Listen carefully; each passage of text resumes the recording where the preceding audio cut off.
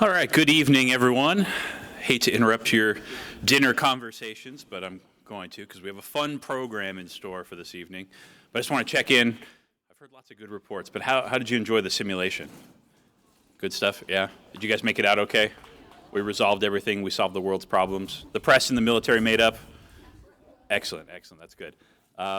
So glad to hear that. And the PQ tours were pretty cool. Everybody go on a PQ tour and see the... Excellent, excellent, very cool. My favorite artifact in the private quarters is I love the gift from Frank Sinatra. If you saw that, the game box, just a cool story. So excellent. Well, I hope everybody has enjoyed their first full day of our Scholars Retreat. Day one. There's still more tomorrow. Today is just like the first half of it. So there's lots more good stuff coming tomorrow. We certainly have enjoyed getting to know all of you. Not to mention showing off this amazing place where we get to work each and every day. You learned a little bit more about President Reagan today, and I hope you see some of the similarities that we saw in you between you and our 40th president. So things like leadership, drive, integrity, citizenship. To our 2022 scholars, you stood out among more than 13,500 applicants this year. So 13,500 applicants. So you stood out among them to bear the distinction of GE-Reagan Foundation Scholar, and you are now joining a network of more than 200 GE-Reagan Foundation scholars who've gone through this program, plus alumni of our many other programs here at the Reagan Foundation. On behalf of the leadership of the Ronald Reagan Presidential Foundation and Institute, the Selection Committee, and our wonderful partner GE, we commend you on this very elite distinction, and we're investing in you, and we are thrilled to honor your achievements during the retreat. To our 22 scholars, you have already made a name for yourselves in high school, and now you're about to transition to your next great journey, college. We know this is an exciting time, and we want to join your family in setting you up for success on campus. But before I introduce our panelists, I promised a story at each and every time I got in front of a microphone. So I have another good one. And this might be one that I don't know if Joanne has heard or not. But before I tell it, I will also encourage you at any time, feel free during the program. If you want to stand up, there's plenty of apple cobbler, ice cream, drinks, watermelon. Just feel free to get up and grab some and come back and sit down. That's totally fine. Back to the story. So there's a traveling salesman, and he's had a rough day. He went around, this is back in the day of door-to-door salesmen, right? Do we still have door-to-door salesmen? I don't think we do. And maybe sometime. I had a guy who sold me soap at my door one time. It was really entertaining, $40 for soap. Complete rip-off, but I was so entertained by the prospect of somebody selling soap for $40, I figured it had to be magical. It wasn't. No. But this traveling salesman, he'd had a rough day, and he had gone around and hadn't really sold anything. And so he went into a diner just to get a late breakfast. Feeling kind of down, and so he ordered a cup of coffee and some eggs. So they made it. The waitress brought it out. She put it on the table in front of him and said, "Can I get you anything else?" And he looked up kind of a little bit miserable and said, "How about some kind words?" And she looked at him and said, "I wouldn't eat the eggs." So in that spirit of kind words and good advice, we're transitioning over to our panel. So since our 2020 and 21 scholars are fresh from their spring semester, tonight we're going to hear the lessons they have already learned. So helping us lead these conversations this evening, the other part of the Tony team, Mr. Tony Denhart. So Tony's a long-standing selection committee member and supporter of the GE-Reagan Foundation Scholarship Program, and until recently held numerous roles over his 30-plus years at General Electric, including university relations and campus recruiting. Today, he serves as Executive Vice President of Talent and Workforce for the Indiana Economic Development Corporation, where he serves his home state in connecting business and talent resources. Tony will be joined on stage by our first group of scholars. So we have a number of alumni who are coming back, our 20, and so we're going to have two different groups. So our first group, Michael, Reagan, Isaac, Tarun, and Alexis. Welcome to the stage. So there you go. Turn over to you.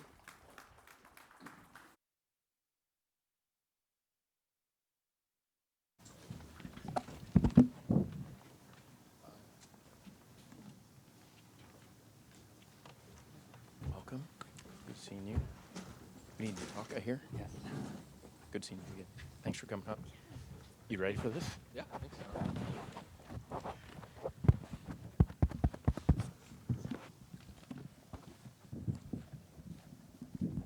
How's everyone doing? Food was great. So, Tony, thank you so much, and thank you all for the warm welcome. It's an honor to be back. I think this is my 7th or 8th year back. I learned something new about President Reagan every time I'm back, and my level of humility is just checked at the door because these scholars are just totally amazing. Aaron and the entire staff at the library, can't thank you enough for everything that you do to continue to move this program forward. We wouldn't be here tonight if it wasn't for you and the entire staff, so thank you very much.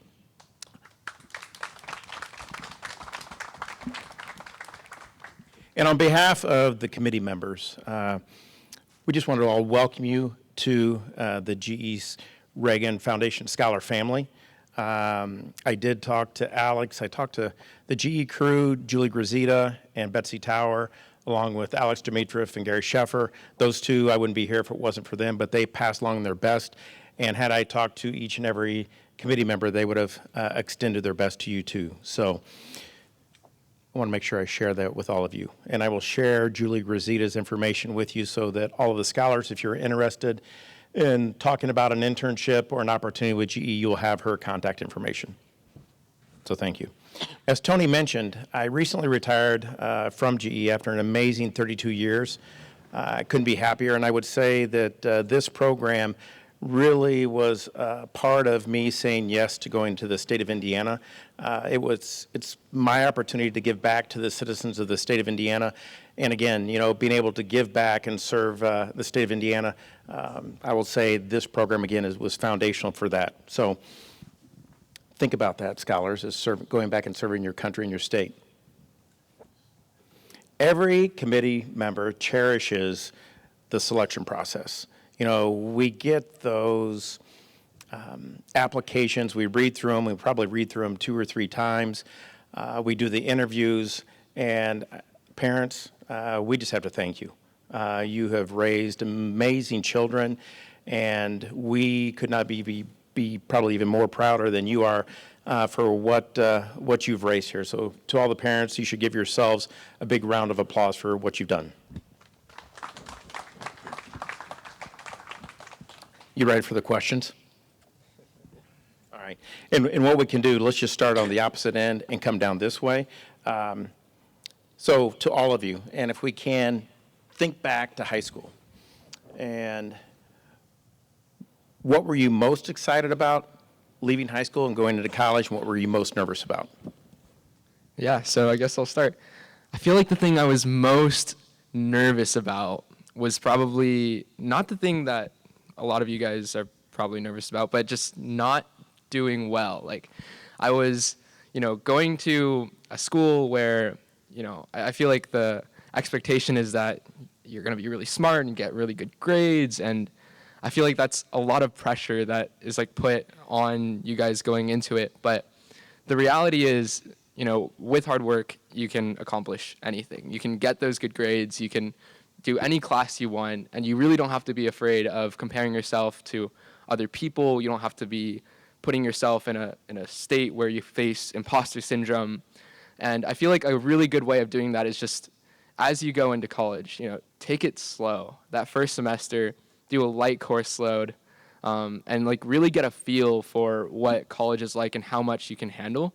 Because once you get in the groove of things and you figure out, I can take 4 classes and maintain a healthy lifestyle, or I can do 5 or 6, whatever you figure out and whatever you figure out works for you, you're going to carry that on for, the next 3 years that you're in college. And so I feel like that's really valuable, just figuring out your groove, what works for you. And yeah, that's what I'd say I was most nervous about. What I was most excited about is probably just meeting new people. I feel like in college, it's such a great opportunity to meet people in whatever you might be interested in. And so my advice to you guys would just be put yourself out there. Every conversation you have, every time you step outside of your comfort zone to meet someone new, that could be, the next person you start a company with, or the next person, your new best friend, you really have to put yourself out there, but it'll be so rewarding because meeting people, that's one of the best parts about college, and you guys can all experience that. Thanks. Yeah, so I have a lot of similar thoughts to what was just said. But for me, I know personally going into college, the thing that I was most stressing about was how I was going to manage my time and make a healthy schedule. So for me, I am also on a rodeo scholarship at the University of Wyoming, and I compete on the rodeo team. And so that means at 5:30 in the morning, I needed to be there at morning workouts. Then I had to go to class. Then I had to go to practice. Then I went home, got lunch. Then I went back to practice. Then I came home and rode more horses. And then I tried to manage that with my schoolwork. And so it took a little bit of work at the beginning, but once I found a schedule that worked for me, and I found that planning things out was the best thing I could ever do because then I wasn't overlooking things. That really made my college experience a lot better. And made me more excited for the day than nervous on how I was going to get everything done. Going into college, I'd say I was most excited to build those connections, meet new people. I came from a small school where everyone knew everyone, and even in Laramie, which is only 45 minutes from where I grew up, I met so many more people. Like, I brought my roommate Nola here with me today, and I never would have met her if I didn't put myself out there and go to social events and just kind of start meeting people and learning a lot more about who I am as a person and the type of kids I want to be around, because college is really the first time that you get to pick who you surround yourself with every day. So, yeah. Yeah, so I pretty much have very similar thoughts to the both of you as well. Going into college, I was probably the most nervous about making that transition from high school to college, and being able to succeed in school while also maintaining a healthy lifestyle, like a social life to work balance. And especially for me, coming from a high school that wasn't super academically rigorous, I was very nervous about the academic rigor of coming to Stanford. And so, yeah, that's probably what I was the most stressed about. In terms of what I was the most excited about, I was, again, like also really excited about meeting new people and also just in general, having new experiences, like for the first time being away from home independently, meeting a bunch of new people that all at once and like trying out new classes, new clubs, just really exploring your interests. And so, yeah, that's what I was most excited about. Yeah, I think everyone had really great answers and covered a lot of things that I feel as well. But I think in terms of what specifically I was nervous about when I was going into college, it was definitely like my first time living away from home for an extended period of time without my parents and all of that. And I think that really put in my mind the fact that I had to take a shift in responsibility, and it was going to be a big one in terms of like doing a lot of things for myself, like by myself, that otherwise like maybe I hadn't had the chance to do extensively when I was at home. And then like after I moved into college and like my parents were left and everything, like I still had those like lingering feelings of nerves, like what was I gonna do? And I like called my mom and asked like, how do I do this? How do I do that? And I think like after I overcame that, it kind of became more of a thing I was excited about because it gave me the opportunity to learn how to do that stuff on my own, and how to live on my own in general. And from there, like it turned into like wanting that freedom more and more. But I think like in terms of like before I got to college, what I was most excited about was coming off like over like around a year and a half of just complete like virtual learning, which is what I did like for the end of my junior and all of my senior year. I was just really excited to shift back into an environment where I would get to interact with other people, go to in-person classes. And I know that's not really applicable to the 2022 scholars, but it was still something that represented like a kind of a new beginning, which is what college is all about. And academically, I was super excited to cover things that I was really interested in, but also meet people beyond like a screen, which was really nice. Thanks. I would say, in my mind, what was most nervous is also most exciting for me. Just being in a new situation with new people, getting out and talking to people. It's very exciting being away from home and just in a completely new situation that you are by yourself. You get to explore that on your own or with your roommate or other people that you know. But so that's very exciting. But at the same time, it's nervous because like you don't want to, do something that makes you look bad, or you're nervous that you're away from your parents if you've never been away from them. So that's all very nerve-wracking stuff too, balancing the schedule. But I mean, as far as I'm concerned, I feel like it's all very manageable, and it's a lot of fun. So. Super. Thanks to the five of you for walking us through that. Now, next I'm going to change it up a little bit. So we're going to go to the four of you that just completed your freshman year, Reagan, Isaac, Alexis, and Tarun. And, you know, going into your freshman year, kind of two things. What one thing do you wish you would have known that you know now that you wish you would have known starting as a freshman? Or what's something that you had the fortune of knowing before you started that really positioned you well? And then we'll come back around to Michael on another question. You know, I'd say the biggest thing I needed to realize and wish I would have known before I came to college is I should have figured out how to cook a little bit better. I think it was rough cooking in my house for the first couple of days, and I wish I would have went and cooked with my mom a little bit more because I was burning things in our kitchen. So I'd say definitely that was one of the things, and just learning how to live on your own and kind of do things for yourself. Like, I guess I have a different perspective because I come from an ag-based family, and I was super fortunate to have a dad that could go outside and fix things, and sometimes, you know, he didn't always show me how to fix things, or he didn't show me how to do just kind of maintenance stuff on my car or around the house. And so when I lived on my own, I kind of really had to figure out how to kind of adult a little bit better and solve problems by myself, even if that was a little scary. Yeah, so I would say that something I had the fortune of knowing coming into college was putting yourself out there and like really taking that opportunity to explore.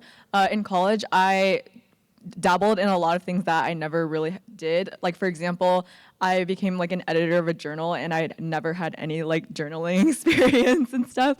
And just like trying out like other new clubs, classes, and things like that. So I really enjoyed that, and I felt like it made my college first year experience really good.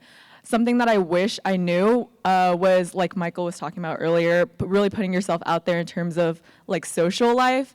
I kind of took a while to learn this into my year, and I'm just like a pretty introverted and shy person.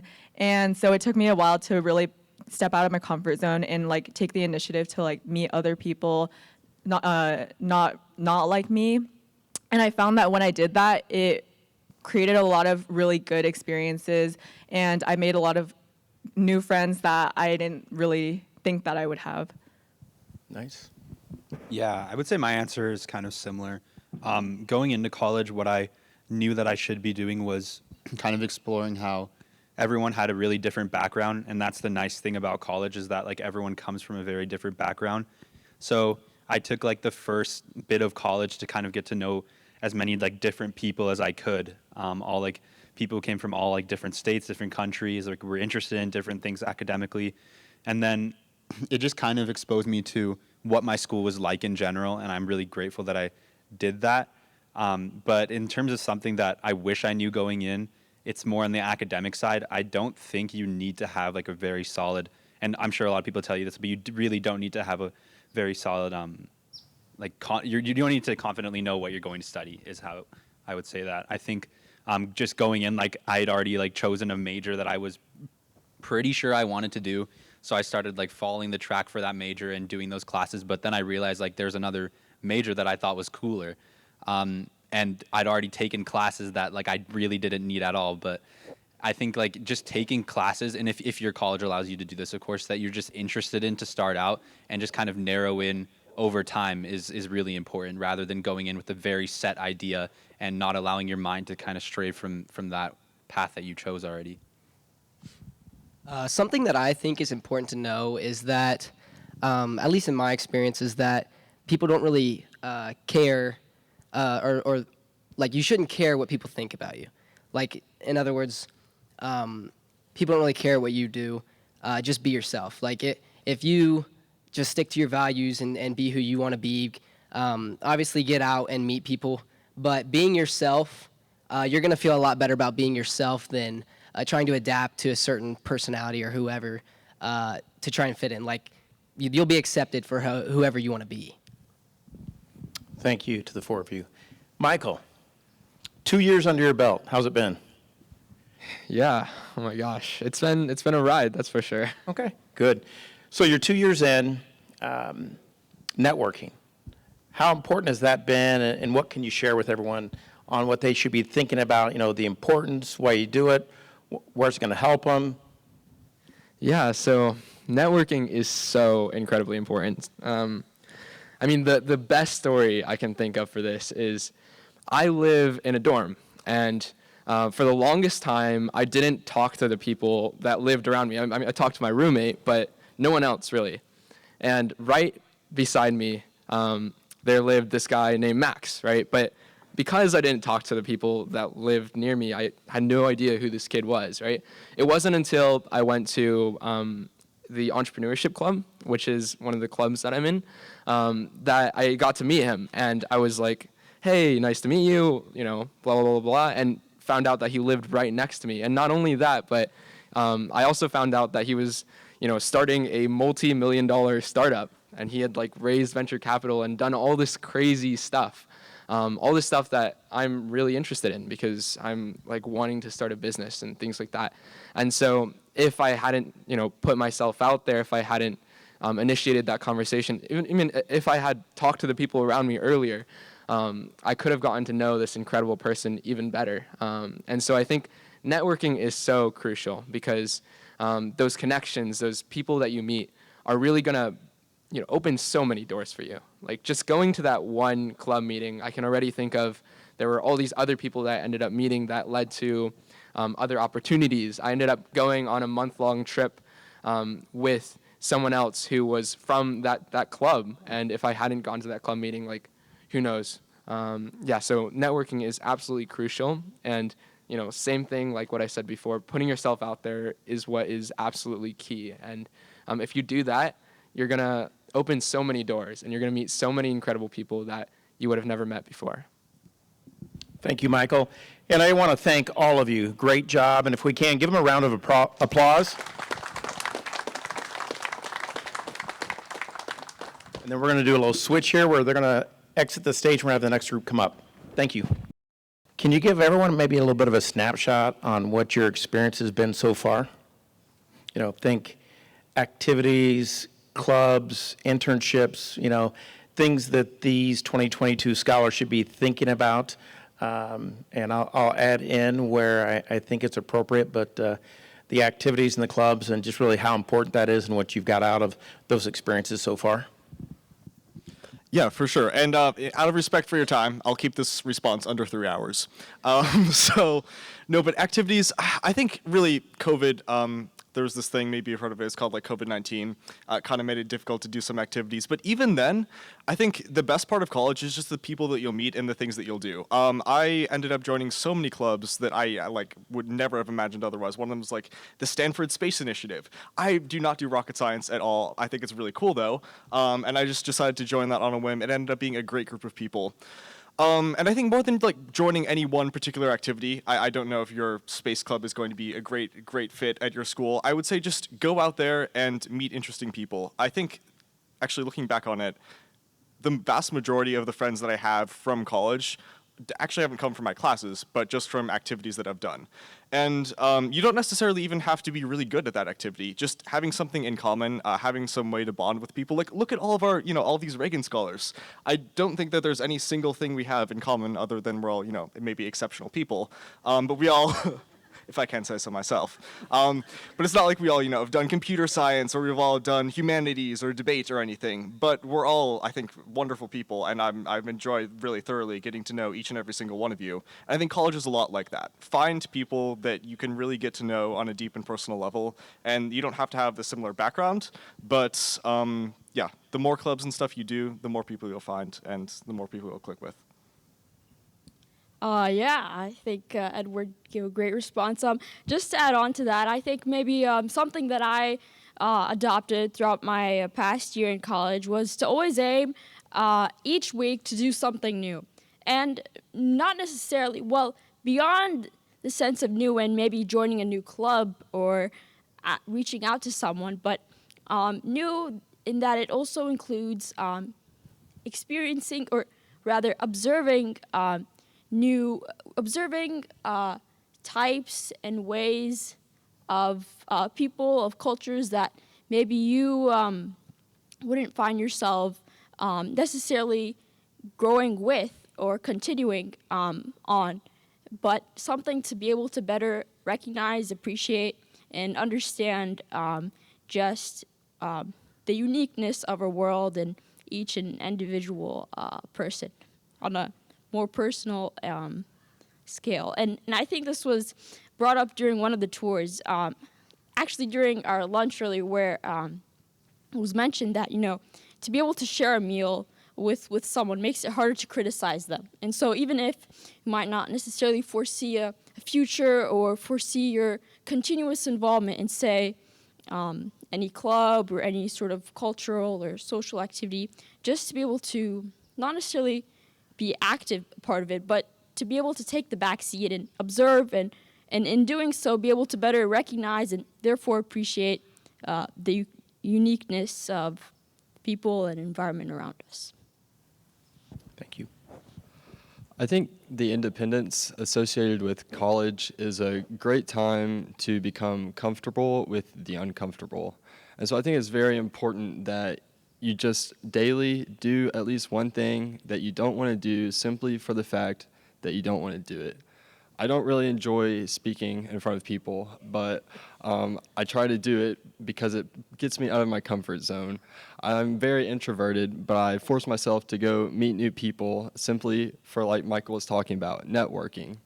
I think it's very important that we become comfortable with the uncomfortable, because in doing so, we are prepared for whatever life throws at us. And also, in high school, we tend to want to pad our resumes by joining as many clubs as possible, right? We want a long list of things because that looks great. But the problem is, in college and in interviews, they tend to ask you your involvement in those clubs. And if all you can say is, well, I attend a meeting once a month or once every 2 weeks, that's not really that much of involvement. I would say it's much more beneficial to find a handful of clubs that you really care about. Maybe they're related to your major and what you want to do in the future. Maybe you just enjoy the club and become really involved your freshman, your sophomore year, and then junior and senior year, you can start to rise up the ranks, maybe hold an officer position and express some of the leadership traits that we're learning this week. And that is really going to make such a big difference in those interviews whenever you apply for graduate school or different programs or internships. If you can show them that you actually have a meaningful involvement, that you're passionate about the organization, and that you display leadership characteristics, that's going to be much more impactful than just simply saying, yeah, I'm a part of the club, I'm a part of 10 clubs, but I just attend the meetings. In college, it's a new place where you can find out who you really are. Most of us has grown up in the same town all of our life, and so to have the opportunity to be in a new place with new people, surrounded by new opportunities and new experiences, really gives you the opportunity to experiment and see who you are as a person. Not only to see who you are as a person, but also to find your people. In high school, most of us had a fairly limited pool of people, and we may not have had a common interest among us. But in college, you have all these different majors and clubs and opportunities to find out, hey, I love photography. Wait, there's this whole club and organization group around photography? Let me join that. Let me see how that works out. And so now, speaking about photography, I met one of my best friends from college by joining one of our student magazines, where I'm now a photo editor. And so college is a great time just to get out there, to experiment, to see what you like, see what you don't like, and to really find out who you are as a person. Thank you. A number of the 2022 scholars will probably be going to live in a dorm. Can a couple of you that lived in a dorm just kind of share some of those experiences, maybe some of the things they should know, or, again, things you wish you would have known going into dorm life? So I'm an only child, and I wasn't really looking forward to having a roommate, but I was like, okay, well, I can't really get a single room my first year. I guess that's unrealistic. So the thing about Stanford, too, that's really odd is that they actually don't tell you who your roommate is beforehand. so you just have to, you get to meet them, they pair you with somebody, but you get to meet them like the day you move in. You can't stalk them on social media or anything. So I was like, okay, that's probably good. You know, I don't want to have any bad first impressions. So then we get there, and we pull up to my room, and I'm like, wait, no, there must be some sort of mistake. There are 3 name tags on the door. What is this? I don't understand. They're like, no, meet your 2 roommates. And I was like, wait.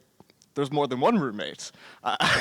There must be some mistake. Now, I remember I was panicking. I was like, no, this can't be happening to me. It was like a bad dream. I was like, I should have gone somewhere else. I knew it. But long story short, they ended up being 2 amazing people. And I think that dorm life, it can be tough because I don't know how many of you are only children, but yeah, it's difficult when you don't have your own bathroom, when you don't have your bed, when you don't have your parents. But I think a lot of it, the great part about dorm life, though, is that you can do whatever you want with it. Like, if you want to learn how to cook, you can absolutely do that. Not saying I was a good chef. Most of the stuff that I made was just ramen in the microwave. But I think my biggest tip for you for dorm life is embrace it. Set clear boundaries with your roommates beforehand. I think that really is something that helped us go out on a firm foot and end the year strong. And yeah. If you're assertive and not aggressive, but if you're assertive with your roommates and you establish like what you want to get out of it and what you expect the relationship to be, then I think that's a pretty good first step, and you'll have a good experience in college. Yeah, so I actually lived off campus, and I believe there are benefits to both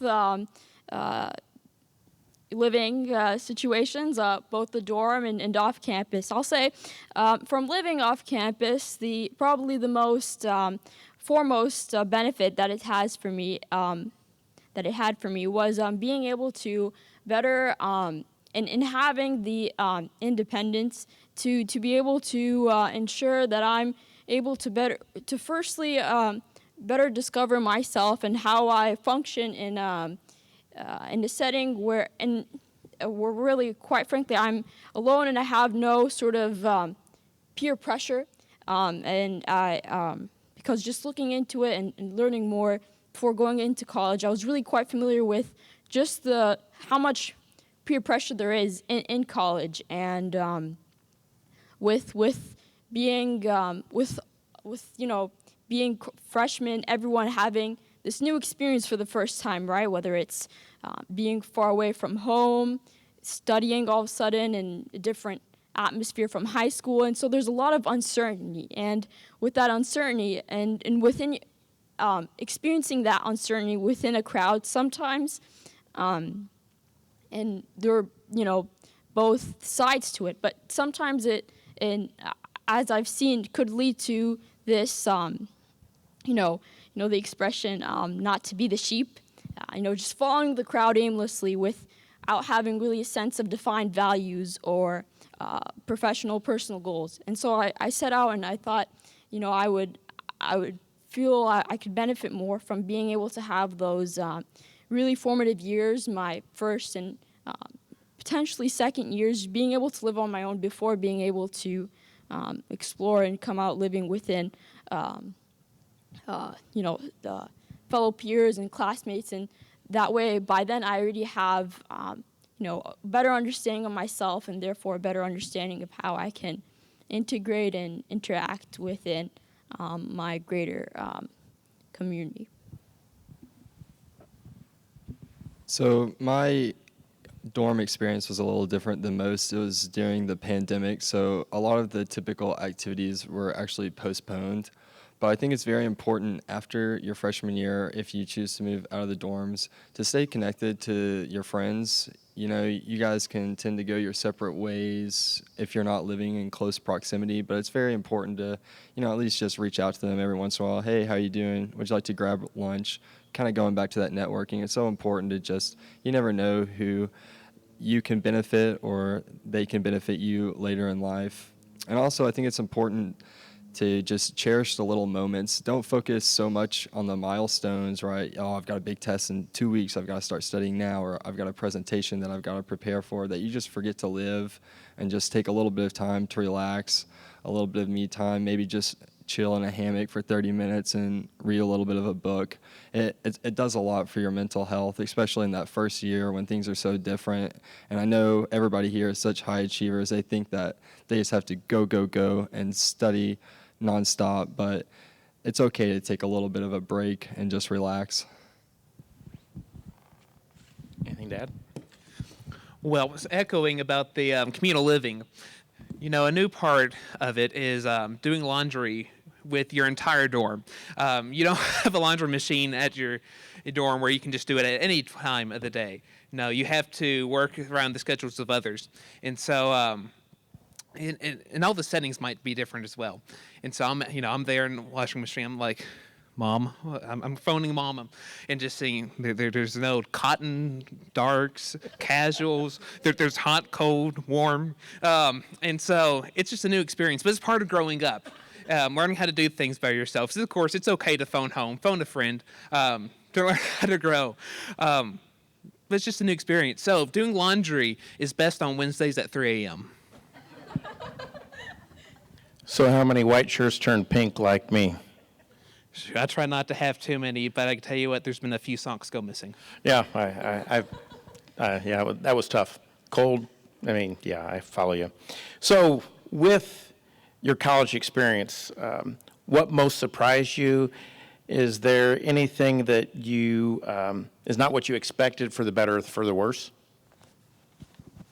I think what most surprised me, and it really shouldn't have, because everybody says it's true, but was the freedom. Because going from high school, where you have to wake up at a very strict time, and you have to be there, and like the teachers, they'll notify the main office if you're not there, and then you go to college, and like you could not show up to your classes, and your professor, like they're not going to care. They're not going to send you an email. You could sleep in all day. You could, and I'm not saying you should, but I'm saying that these. The complete freedom that you have is kind of overwhelming sometimes. And I think I'm a very focused person. I think sometimes I was, as you were saying, I just wanted to focus on my work. Like, I just wanted to stay inside, study, like, put off, saying hi to my friends, put off doing something fun, and just focus on my academics. And I think that was a fine way to start college, but what ultimately ended up surprising me was just how miserable that was, and how the burden was really in my hands now to actually go out and do these social things. And I'm glad that I kind of had that change in mindset, because it's no longer on somebody else. It's on you to go out and create your own interactions with other people. I think sort of shadowing the notion of freedom.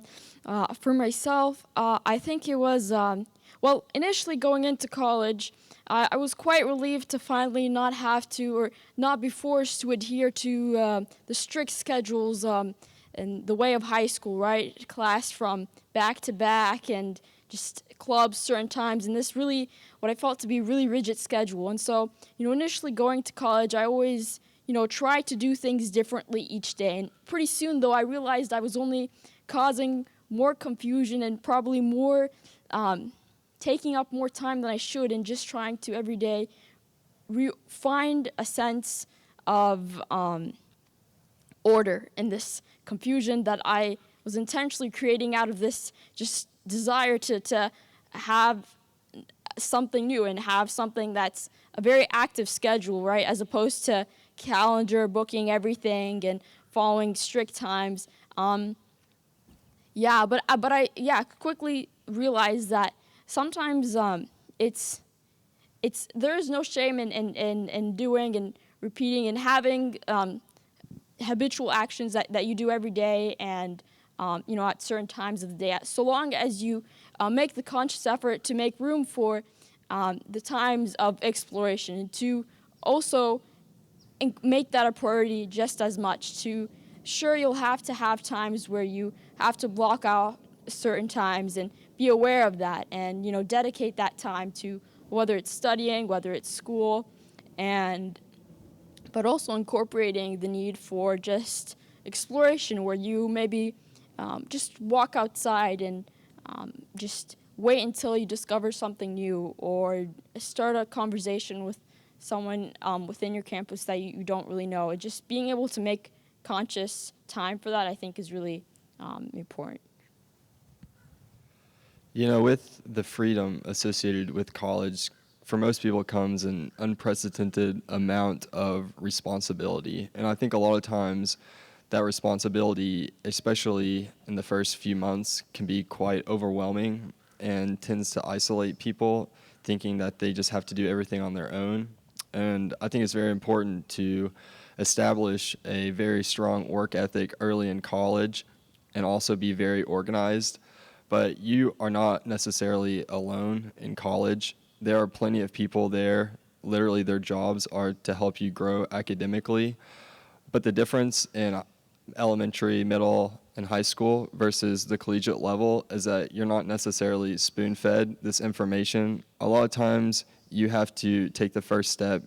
Like we talked about earlier, you have to have initiative to kind of find those resources, find those centers on campus that have counselors that can show you what the future holds, that can kind of guide you in the right path as far as, you know, not necessarily just what classes to take, but what internships I should be applying for.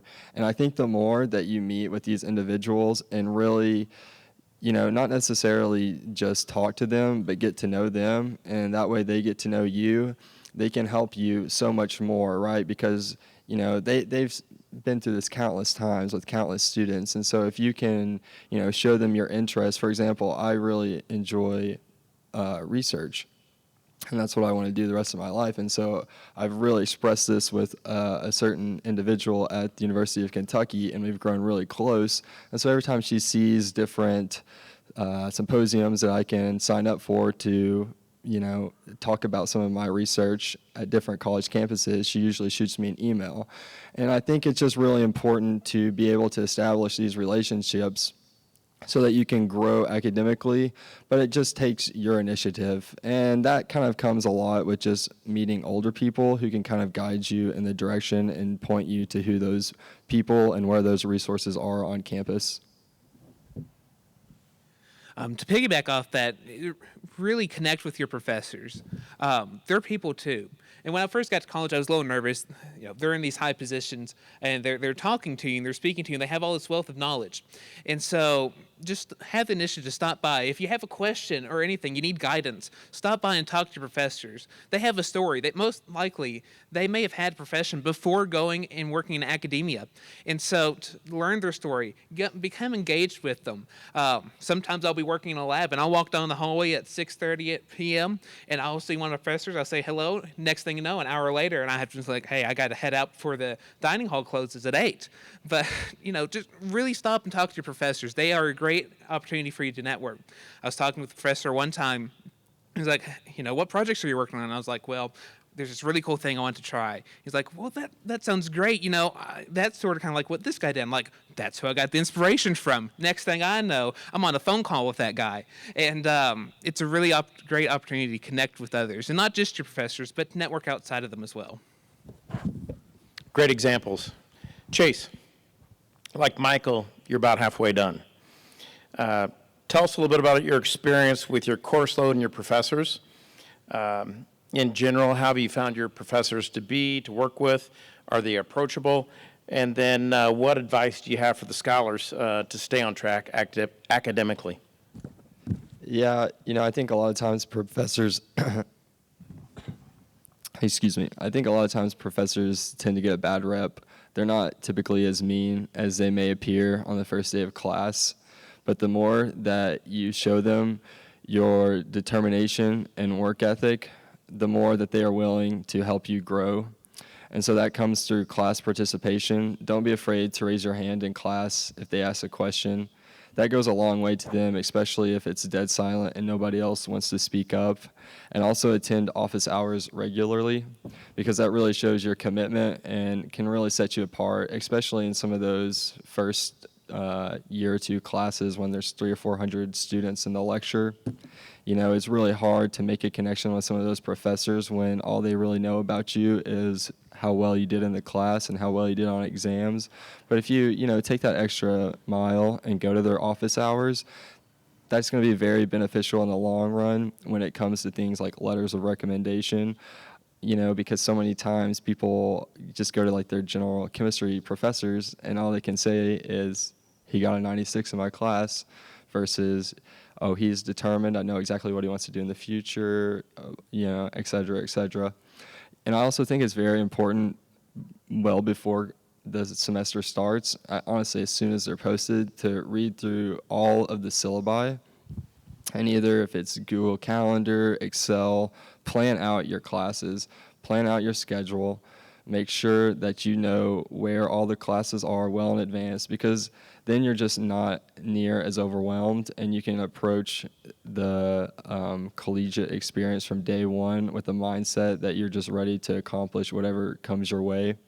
And also, that can kind of be a general week-to-week outline, throw in interviews, any special things you have, but also kind of make a daily list. I think that's really beneficial, just to tackle what you need to get accomplished each and every day, not only so that you can stay on top of all of your just daily tasks, but also it kind of, just gives you a sense of accomplishment as you can kind of check those marks off and just kind of boost your confidence for the next day, the next week, the next year. Thank you. Great input great feedback and guidance from the scholars. I just want to add a couple things just from an employer's perspective and faculty. I've engaged and interacted with dozens and dozens, probably hundreds of faculty, especially over the last 10 to 12 years. Some insights. Sit in the front row. Get to know your professors. Go to their office hours. It pays off. It'll pay off dearly in a number of ways. One is, I don't know that I could ever get a professor to go on record, but I've asked many, if your student is borderline, borderline A, borderline B, borderline whatever, and they've built a relationship, they've been in the classroom, they've been engaged, they've used the office hours, will you bump the grade up? I have not had a professor say no. They said absolutely yes. There are many times throughout the academic year that industry will have some last minute needs. It could be an internship, it could be a job, it could be research, it could be projects. If you have that relationship with your professor, if you've been to the office hours, you're top of mind, and you're probably going to get that phone call, just like what we heard earlier. So you're paying for it, you might as well use it, and they're there, and they want to get to know you, and there's a lot of good that can come out of it. So sit in the front of the room, build those relationships with your faculty members, and, if you're struggling, ask the question, ask for help, and I guarantee they will help you. All right. Now we're going to go down to the end. Banan and Edward. Both of you are from the Midwest. And our daughter was thinking about going to Stanford, too, going out to the West Coast. Both of you decided to go to California. How has that been for you? How's the transition? How's it been being far away from home? Can you share some, insights from that experience? Oh yeah, it's been okay. So for one, we'll start with the very positive things. The weather is better. If you're wondering whether Minnesota or California has better weather in the winter, let me tell you, it's pretty easily California. Like, we have days in Minnesota where it's literally so cold that you can't go to school. It's like -40 out. So that was definitely a pleasant surprise. But insofar as we're looking at the culture, I actually think it wasn't as radical of a shift as I was thinking. Like, I was expecting that people in California, there'd be like the laid-back surfer dudes or whatever. That's not really the case. I think that the biggest change, though, is just being far from home meant that my parents were so far away, and everything I'd known was so far away. I've lived in Minnesota for my entire life. My pets are from Minnesota. My family, they're Minnesota. So just not having that to fall back on, it really made it feel like I was in another country, basically. And sure, like, I could always call home. But I will say that the easiest way to overcome homesickness is just really to immerse yourself and throw yourself into all of the activities that they have at college, because you'll find new people, and you'll figure out that, like, you're actually just way too busy to be homesick. I found out after, like, the first month that I couldn't spend time, like, thinking about all the stuff I wanted to do at home because I was too busy doing all the things that I wanted to do at college. So really, if you throw yourself into your stuff at college, I think you'll quickly find out that college is like a second home. And I don't want to say that anyone is a truer home to me, because I think that's kind of unfair. But I think that college has definitely easily become a second home. Well, you took my weather comment. So, let's think. Well, once a Midwesterner, always a Midwesterner. I think it's very important to just show how much truth there is in the famous expression, Midwestern hospitality. If I could come up with a other expression for the Westerners. I would say maybe Westerners cool, but being a Midwesterner, I'll always be the Midwesterner hospitality. I don't have the cool surfing stuff going on. Thank you. And then last question before I provide some closing remarks. Brett, burnout in college, it can happen. How do you prevent it? Do you have any strategies that you could share with the scholars on how to prevent burnout? It's still something I'm working on, but we talked about, you've heard several times today, time management. And most time when you think about time management, it's how much can I cram into one day? How can I use every second of my time efficiently? But what we often leave out of that is self-care. Putting in time for stuff that we enjoy, whether it be going for a walk, stuff that makes you rejuvenated, whether it be doing service projects. We often leave out that time because it's not going to happen unless we plan for it to. And so it's really important to incorporate that into your schedule because, like I said, it doesn't just naturally fall out of the sky like, dang, I'm going to go for a walk today. It's something you might want to go ahead and plan for. Thank you so much. So a few of you have heard me talk about this. Tony and I were talking about it earlier. And how many of you like change? Well, that was a quick hand. Change can be difficult, right? When I started with GE, there were 13 business units. When I retired, there were 4 business units, and in 2 years, there will be one business unit. June of 2017, it would have been the day before today, so the Wednesday, Tuesday we were here, my wife and I, and maybe the kids, and a meeting popped up on my GE calendar. It was an all corporate HR call with our CHRO. Raghu went on to say that we're going to shrink corporate, that's where I was sitting, and we're going to spin out GE Healthcare. And so for about 2 or 3 minutes, I'm like, okay, what's Tony going to do next? And 5 minutes later, Raghu said there were these 5 units within corporate that were going to stay. Ours was one. But it made me start wondering, right? Let's fast forward to January of 2021, or really the fall of 2020 when I was read in that, hey, we're going to decentralize university relations and recruiting to the businesses. And that was just a continuation of what came to be announced in November, that the company was going to split up.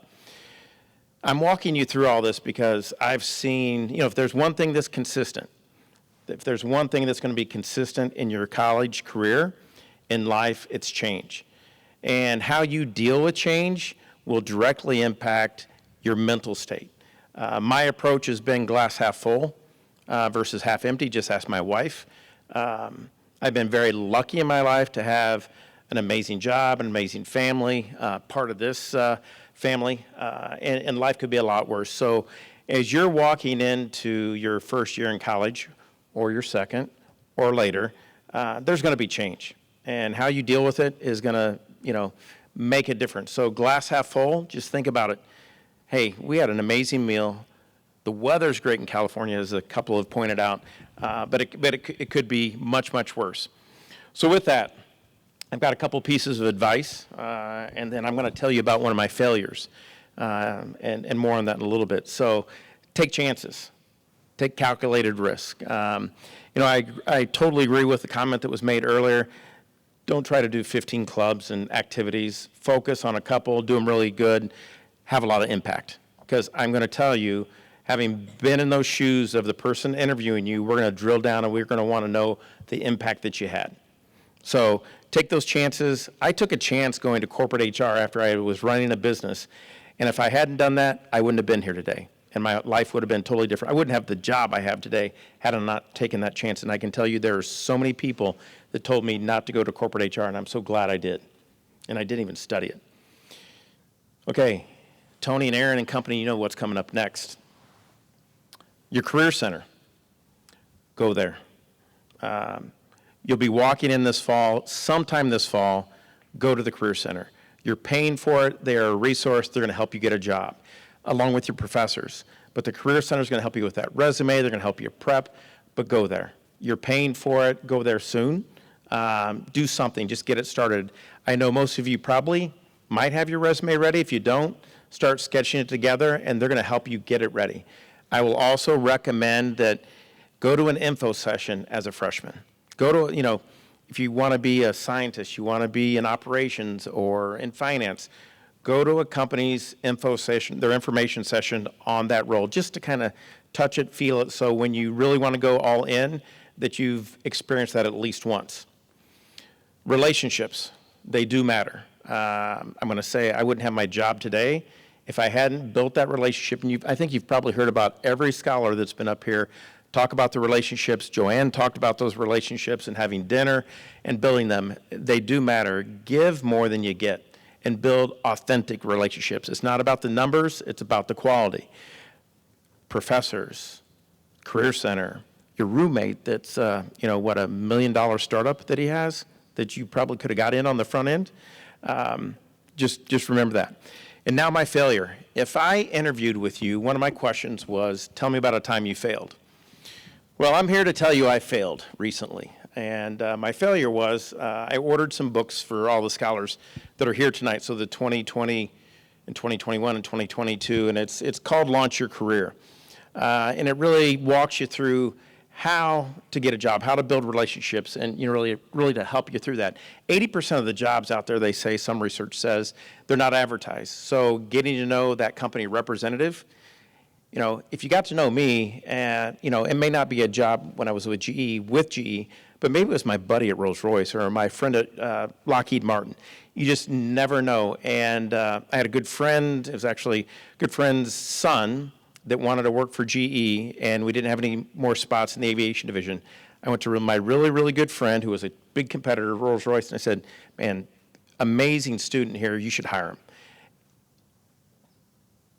Relationships matter. Just use them. So with that said, a couple more things before I wrap up is I mentioned that 80% of the jobs aren't out there.